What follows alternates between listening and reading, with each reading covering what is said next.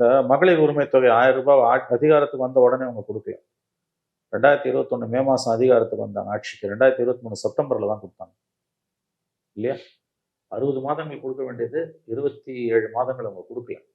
5 ஆண்டு டைம் இருக்கு. 5 ஆண்டு டைம் இருக்கு. இப்ப இந்த 27 மாதங்கள் கொடுக்காததுல ஒரு 10 மாசத்தை முன் தொகையா நாங்க உங்களுக்கு கொடுக்குறோம். 10,000 ரூபாய் 1 கோடி பெண்களுக்குன்னு பொங்கலுக்கு போட்டாங்கன்னு வச்சுக்கோங்க. பொங்கலோ பொங்கல் எதிர்கட்சிகளுக்கு. நீங்களே ஐடியா கொடுக்குறீங்க. இல்ல ஏன் செய்யக்கூடாதுன்ற, செஞ்சா என்ன தப்புன்ற. இது மட்டுமே தான் பீகார் தேர்தல் முடிவு. வர 10,000 மட்டுமே காரணம் இல்லை. ஆனால் அது ஒரு முக்கிய காரணம். சொலையா தன்னுடைய வங்கி கணக்குல 10,000 ரூபாய் வந்து விழுதுன்னா 1.25 கோடி பெண்கள்.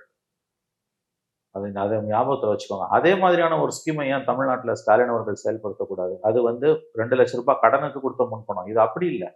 நாங்கள் வாக்குறுதி கொடுத்திருக்கிறோம், பெண்களுக்கு 1000 ரூபாய் நாங்கள் வந்தவுடன் ஆட்சிக்கு கொடுப்போம் என்று. எங்களால் வந்தவுடன் கொடுக்க முடியவில்லை. நாங்கள் 23 மாதங்கள் 27 மாதங்கள் கொடுக்காமல் விட்டிருக்கிறோம்.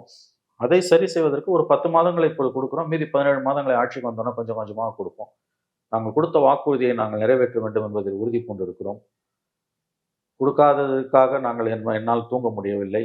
கொடுத்த வாக்குறுதியை நம்பி பெண்கள் எங்களுக்கு வாக்களித்தார்கள் என்று சொல்லி திமுக ஒரு கோடி பெண்களுக்கு இப்ப கொடுக்குறாங்க. 1 கோடி பெண்களுக்கு இந்த நிலுவைத் தொகை இருக்கு இல்லையா? 27 மாதங்கள். அதுல ஒரு 10 மாதங்கள் 10,000 ரூபாய். நீங்க கணிப்புல சொல்றீங்களா இல்ல உங்களுக்கு சொல்றது தகவல் எதுவும் கிடைச்சதா?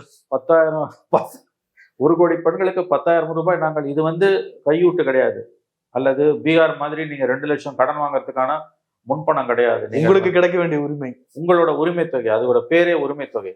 நாங்கள் வந்து யாரையும் துரோகம் செய்ய மாட்டோம். அதனால நாங்கள் கொடுத்த வாக்குறுதியை நிறைவேற்றுகிறோம். எங்களுக்கு 27 மாதங்கள் வந்து நிலுவைத் தொகை இருக்கிறது. ஒரு 10 மாதத்தை நாங்கள் இப்போது கொடுக்கிறோம். ஆட்சிக்கு வந்தவுடன் மீதி பணத்தையும் நாங்கள் கொடுப்போம். 1 கோடி பெண்களுக்கு 10,000 ரூபாயை திராவிட முன்னேற்ற கழக திராவிட மாடல் அரசு டிரான்ஸ்ஃபர் பண்ணுதுன்னா அதை எப்படி நீங்கள் எதிர்க்க முடியும்? ஏன்னா கொடுத்த வாக்குறுதியை தான் நாங்கள் நிறைவேற்றுறோம், புதுசா எதுவும் செய்யல.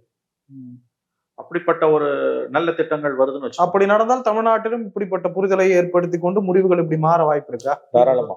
அப்படி ஒருவேளை நடந்ததுன்னா பீகார் முடிவுகள் தான் இங்க